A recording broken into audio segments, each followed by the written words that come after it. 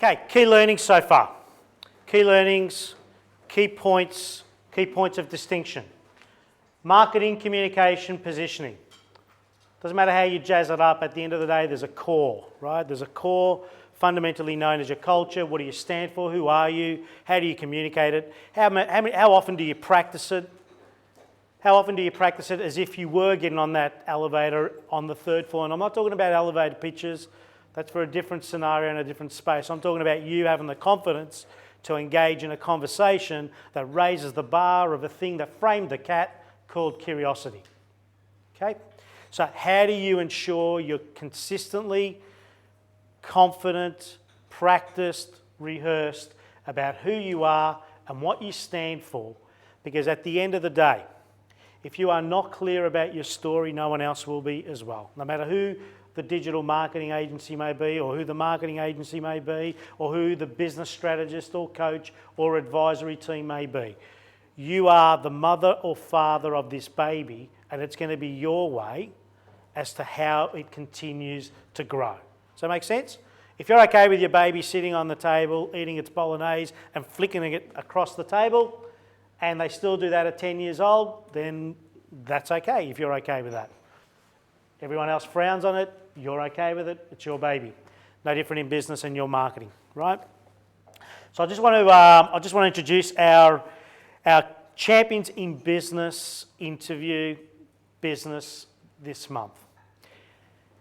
And they're a champion in business only because of the sheer fact of a thing called resilience, tenacity, consistency, getting on with the show. And it's fair to say that in the last 12 months, for many of us that know them and have got to know them and have got to hear their story and ultimately their ability to get out there and share their story as current Manningham Business of the Year champions, their application and devotion to getting out there and inspiring many other businesses, regardless of size or magnitude or maturity or age, as to what it takes to be a winner, but also be an exceptional ambassador of the Manningham Business Excellence Award, and sharing the story so that, again, it inspires.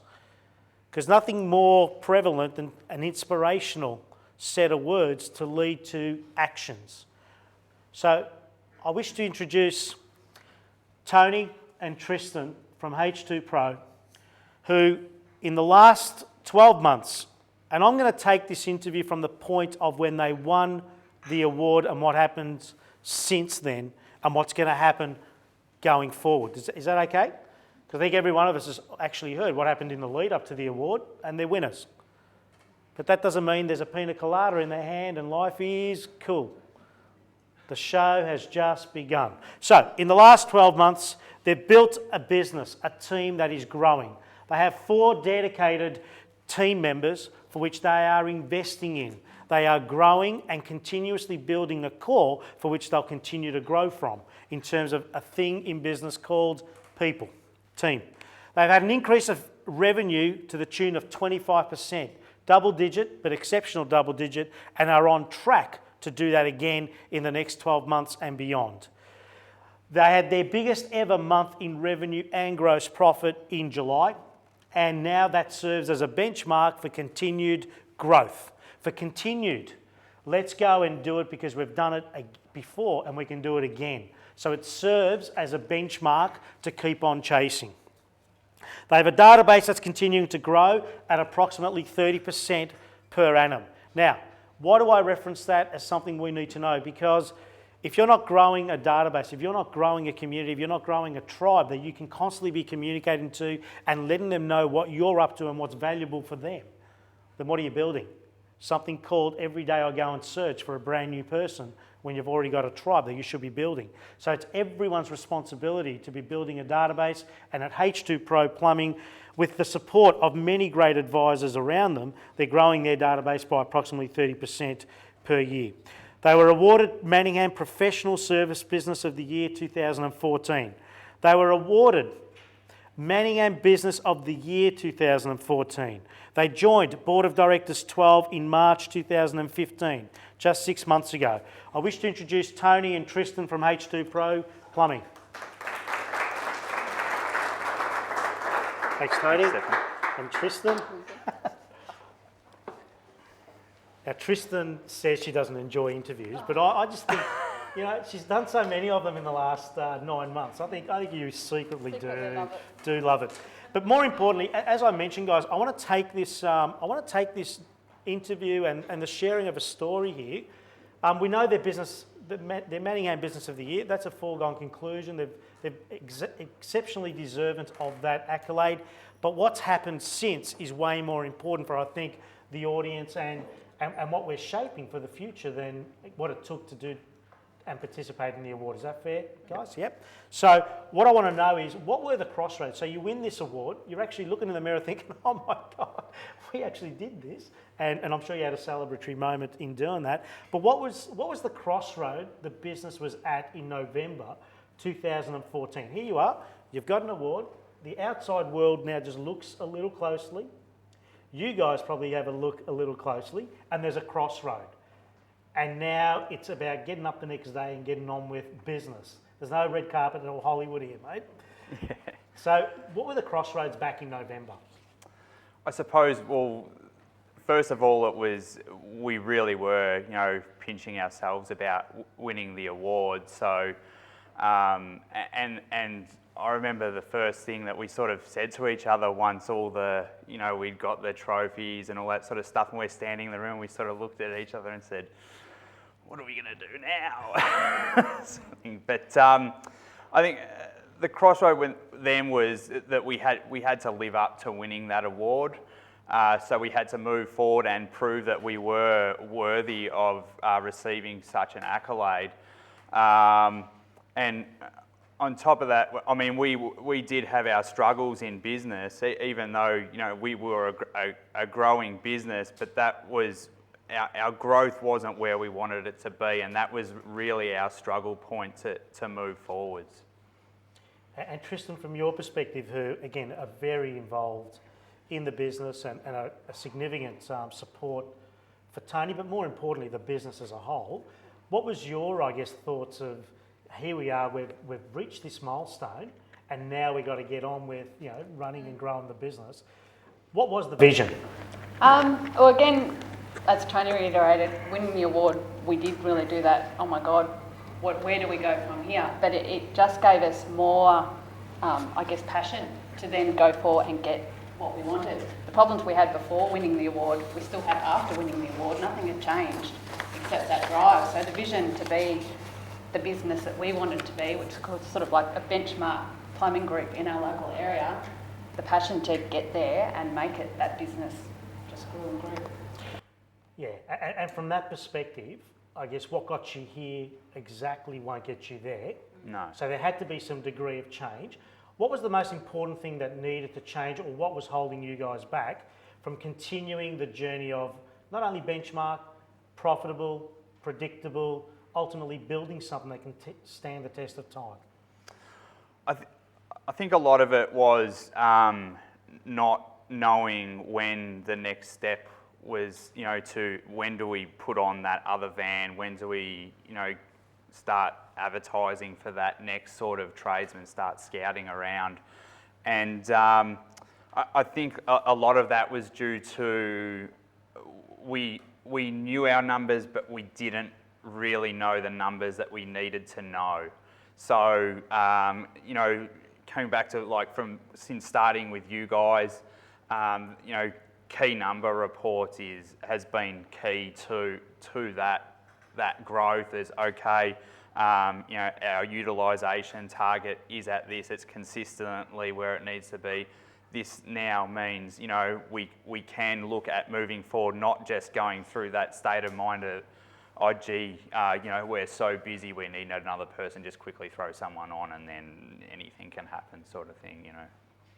So would it be fair to say what was holding us back was the size of our fleet, our resources, and then I guess the fear of, geez, that's going to be expensive to do that. Is this the right thing to do?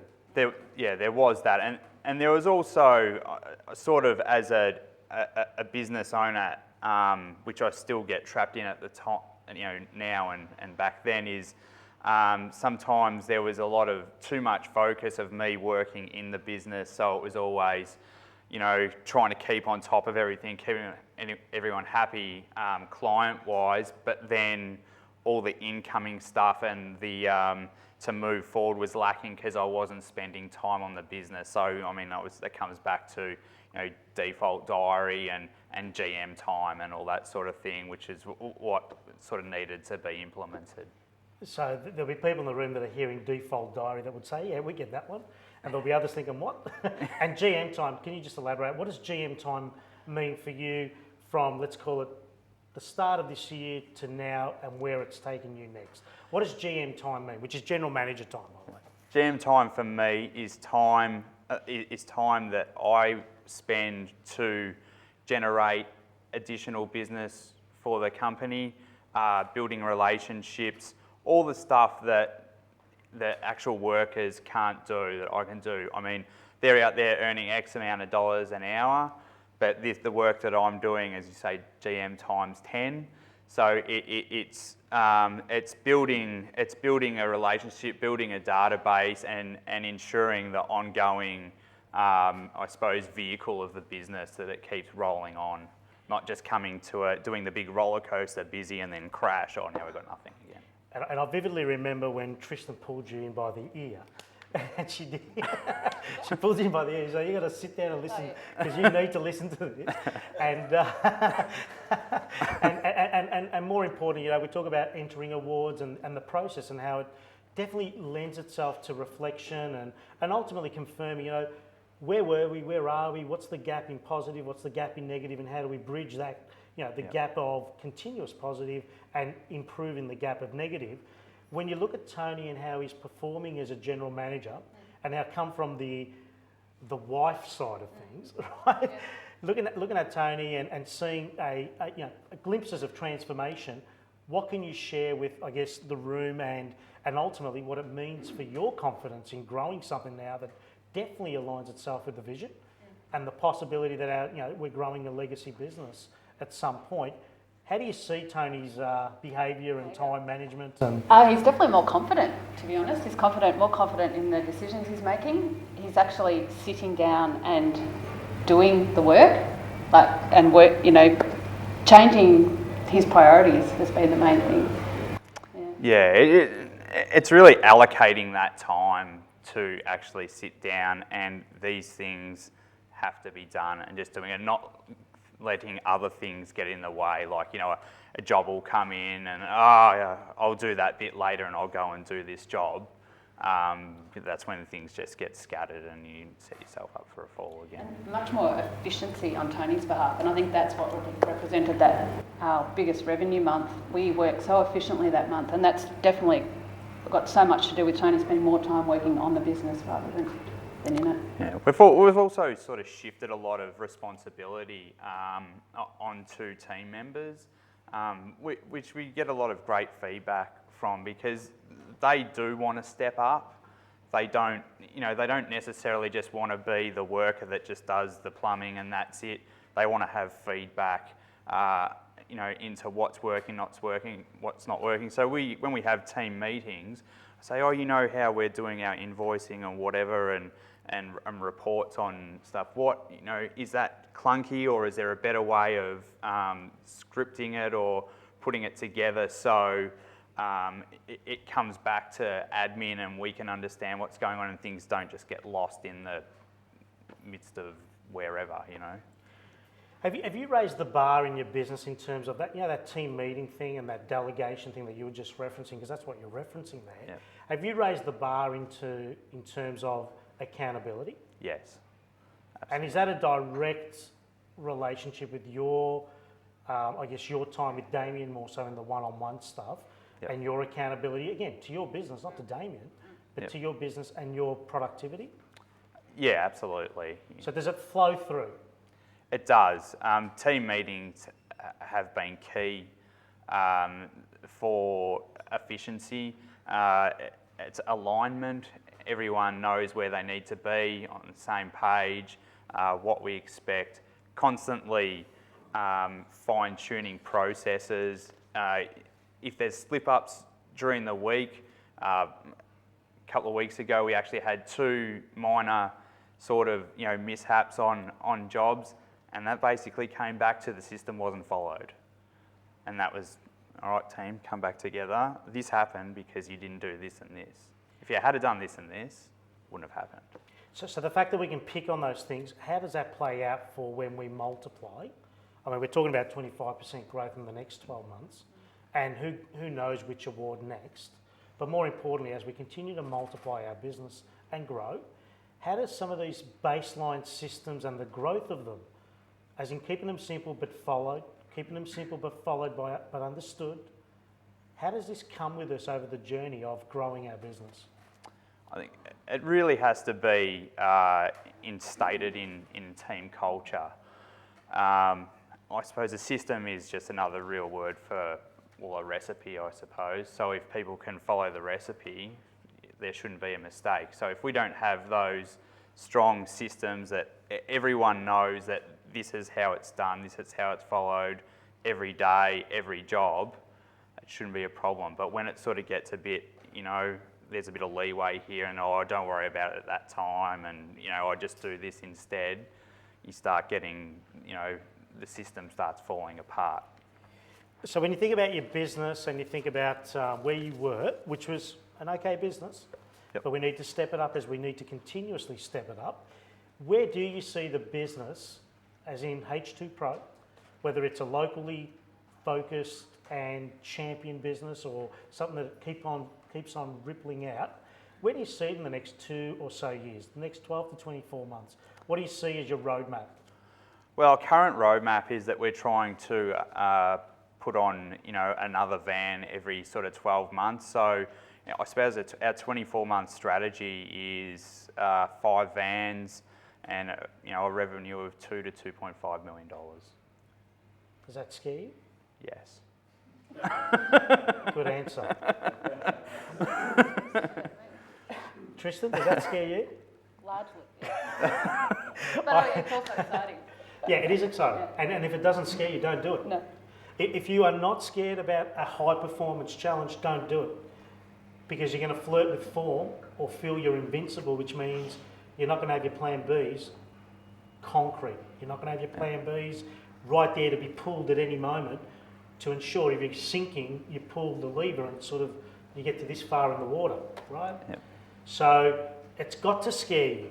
When you set a high performance challenge, whether you're going from a $500,000 business to a $1 million business to a $2 million business to a $5 million business to a $20 million business to a $50 million business, and they're the 5 phases.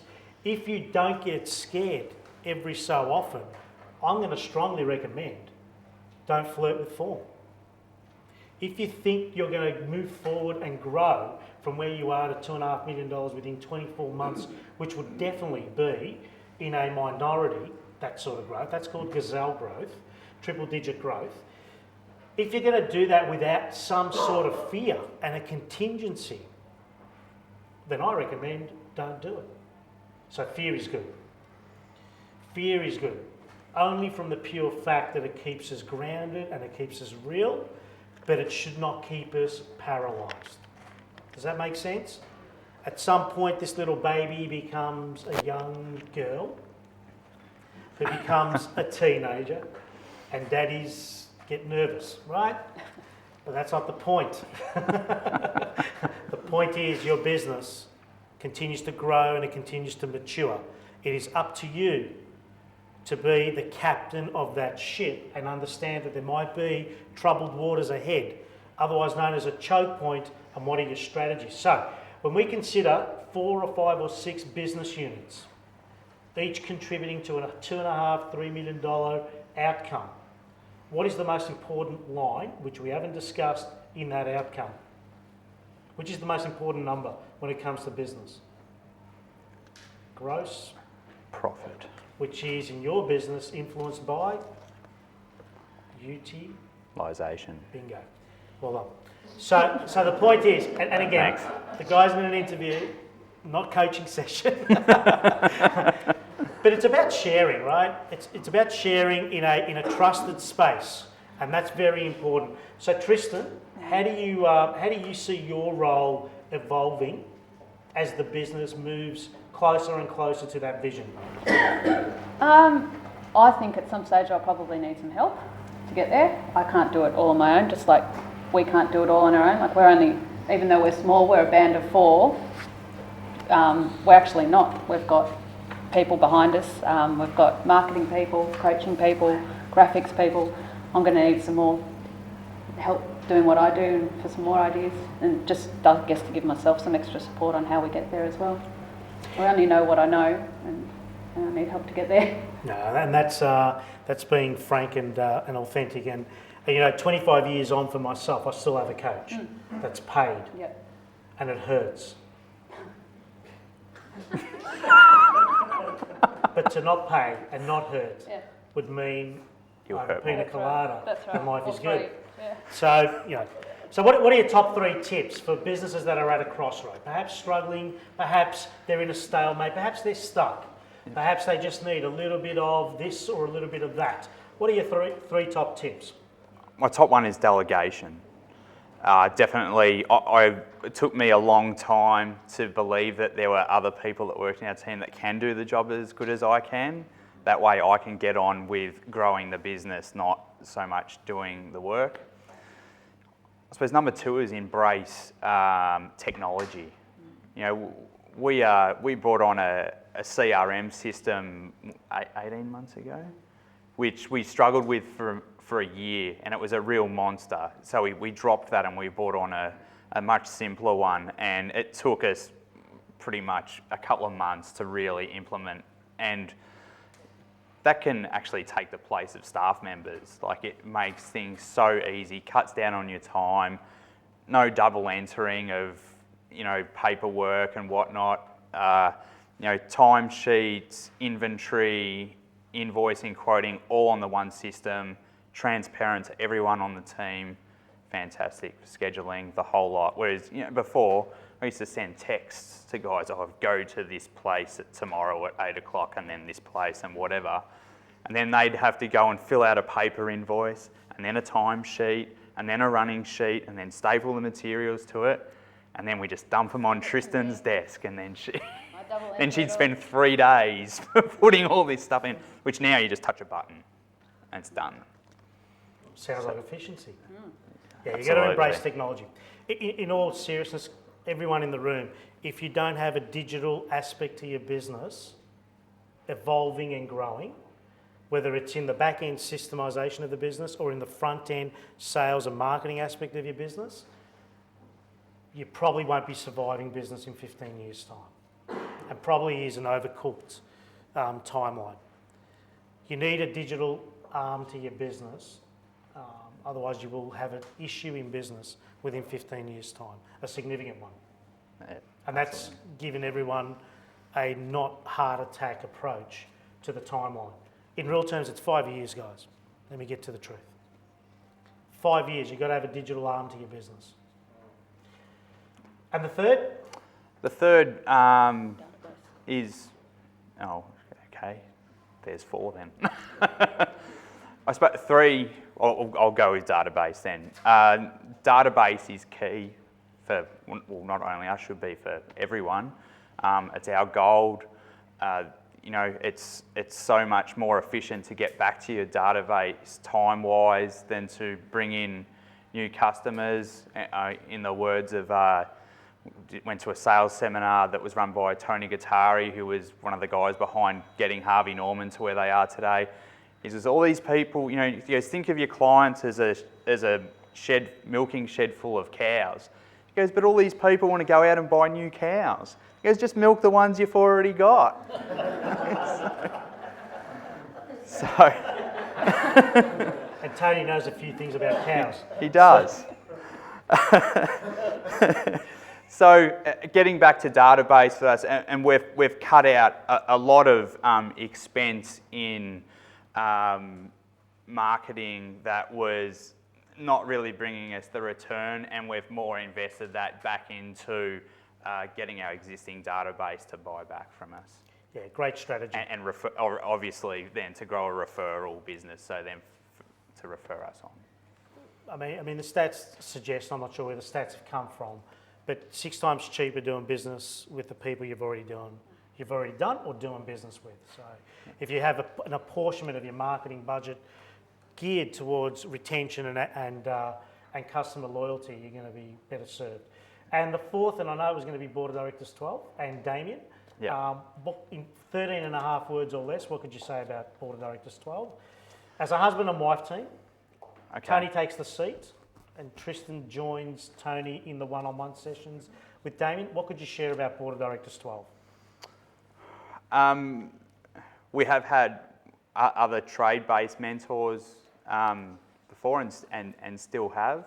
But since we have jumped on board with Board of Directors 12, quite honestly, our growth has skyrocketed to levels that it has never been before. It's given us a real understanding of business workings of, really numbers has been the key thing for us. We used to be so, marketing and this and that. But to have an understanding of where we're going, 90-day plan strategies, all of those sort of things has really, really pushed us forward, and the accountability has been massive. I love the black and white side of it. It's not, I remember when Damien said, "So, have you done this?" And I said, "Well," he goes, "Well, that means no." It's either yes or no. Okay, no. And a great coach. A great coach doesn't buy grey zone. Well done, mate.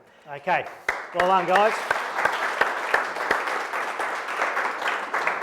A very big thank you, and almost your, let's call it, last official as Reign. 2014 winners. Yeah. In 2015, you're having another go, which is testament to your, again, your devotion and reflection aspects of your business. Well done. Thank you, guys. Thank you, everybody. Thank you. Thank you.